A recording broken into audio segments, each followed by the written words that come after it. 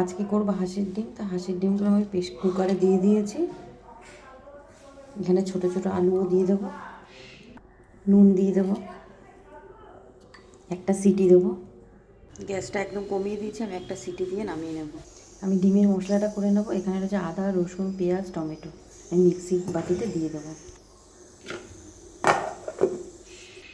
দেখো ডিম আলুটা সিদ্ধ হয়ে গেছে। আমি এগুলো ঠান্ডা জলে দিয়ে ছাড়িয়ে নেব। ডিম আর আলুর মধ্যে একটু হলুদ, একটু লঙ্কার গুঁড়ো দেবো, নুন দেবো। এগুলো আমি মাখিয়ে রাখবো। কড়াইয়ে তেল বসিয়ে দিয়েছি, তেলটা গরম হয়ে গেছে। আমি ডিম আর আলুটা ভেজে তুলে নেব।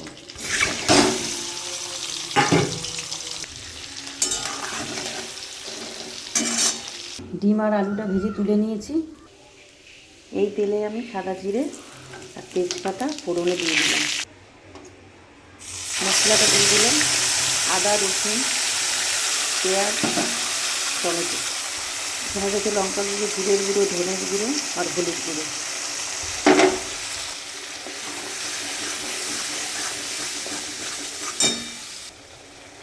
মটরশুঁটি। মশলাটা কষানো হয়ে গেছে, তেল ছেড়ে দিয়েছে। ডিম আলুগুলো দিয়ে জল দিয়ে দেবো। জল দিয়ে দিয়েছি। এটা 10 মিনিটের জন্য ফুটবে। ধনেপাতা দিয়ে দিলাম।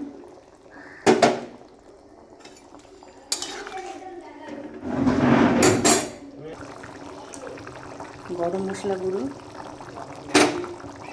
ঘি দিয়ে দিলাম।